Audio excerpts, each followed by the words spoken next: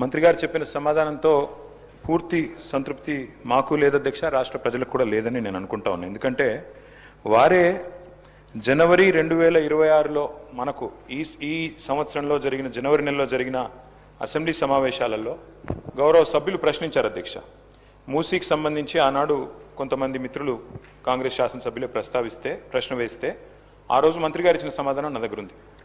అందులో మంత్రి గారు ఏం చెప్తారంటే, అధ్యక్ష ఈ డిపిఆర్ ప్రిపరేషన్కే ఒక మెయిన్ హార్ట్ అనే కంపెనీకి ఇచ్చినాం. ఇక ఆ కంపెనీ గురించి కూడా నేను ఒక్క నిమిషం చెప్తా sir.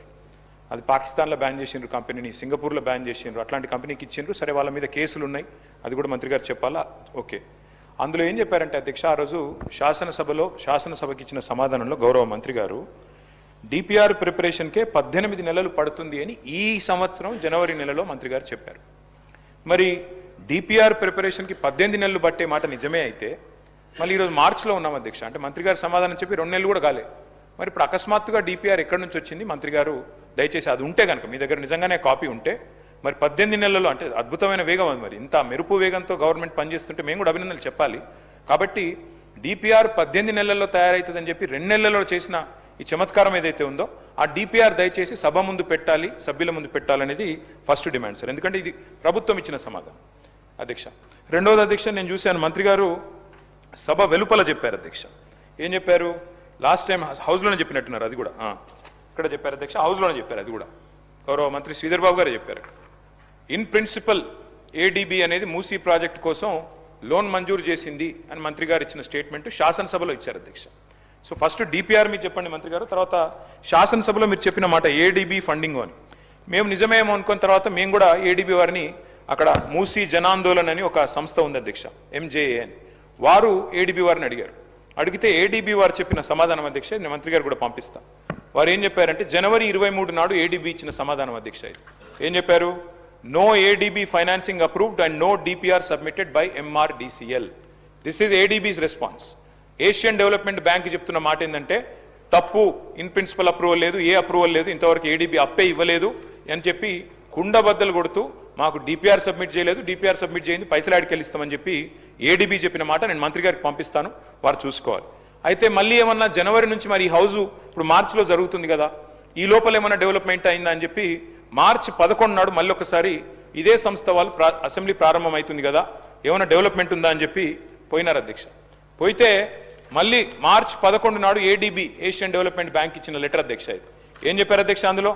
Status remains unchanged since our meeting with your group on 23rd జనవరి. అంటే 23rd జనవరి ఏ మాట అయితే చెప్పారో, ఏ లోను మంజూరు చేయలేదు, మాకు ఏ డిపిఆర్ గవర్నమెంట్ సబ్మిట్ చేయలేదనే మాట, దాని ప్రకారమే ఏడీబీ మళ్ళొక్కసారి ఈ నెల 11వ తారీఖు నాడు స్పష్టంగా ఉత్తరం రాసింది. ఇది కూడా నేను మంత్రి గారికి పంపుతున్నా. దయచేసి మంత్రి గారు కరెక్ట్ చేసుకోవాలా. Because either you are misleading the house or misleading the people or you are being misled by your officers. Either one of them it's true మంత్రి గారు. ఏడీబీ ఇంతవరకు ఇన్ ప్రిన్సిపల్ ఇయ్యలేదు, మీరు డిపిఆర్ ఇయ్యలేదు, మీ దగ్గర డిపిఆర్ లేదు. 18 నెలల్లో తయారవుతుందన్న డిపిఆర్ 2 నెలలు ఎట్లా తయారైంది అధ్యక్ష? మూడోది, వీరికి ఈ సంస్థ మీద ఎందుకు ప్రేమనో మాకు అర్థమైతలేదు అధ్యక్ష. ఎందుకంటే ముఖ్యమంత్రి గారేమో 16,000 కోట్ల రూపాయలతో అయిపోయే ప్రాజెక్టుకు 1,50,000 కోట్లని ముఖ్యమంత్రి అనౌన్స్ చేసింది, నాది కాదు. Telangana CM announces 1.5 lakh crores beautification project for Musi. Telangana government to spend 1.5 lakh crore on Musi riverfront beautification.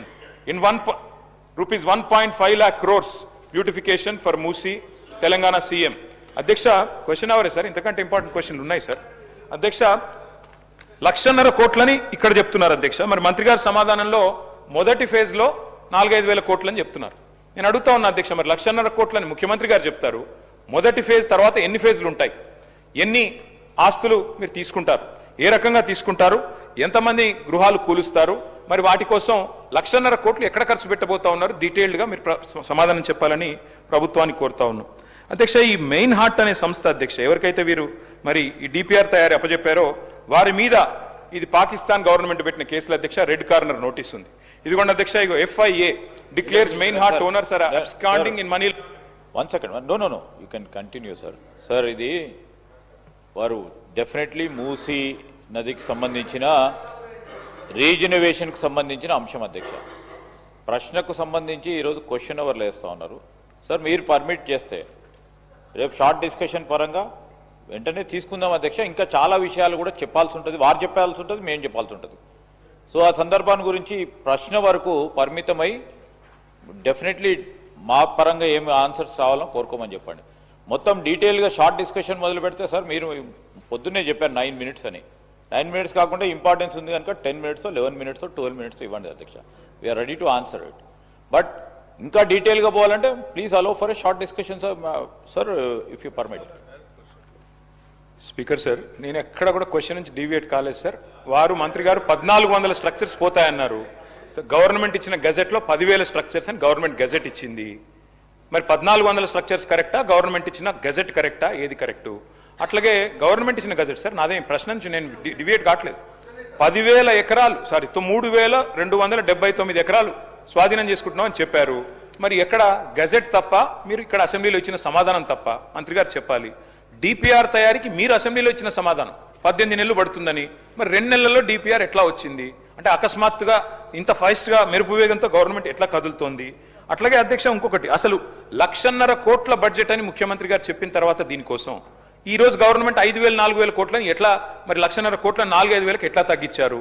అదేం చమత్కారం చేశారు? దాంతోపాటు అధ్యక్ష, మరి మంత్రి గారు చెప్తున్నారు ఇది 1,435 స్ట్రక్చర్లు ఐడెంటిఫై చేశాం. ఏ బేసిస్లో ఐడెంటిఫై చేశారు?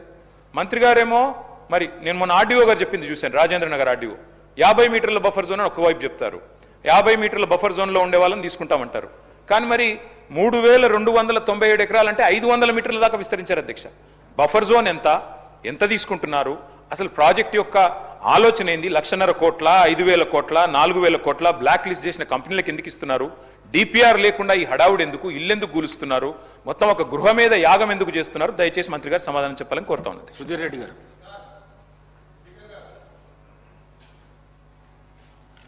ధన్యవాదాలు.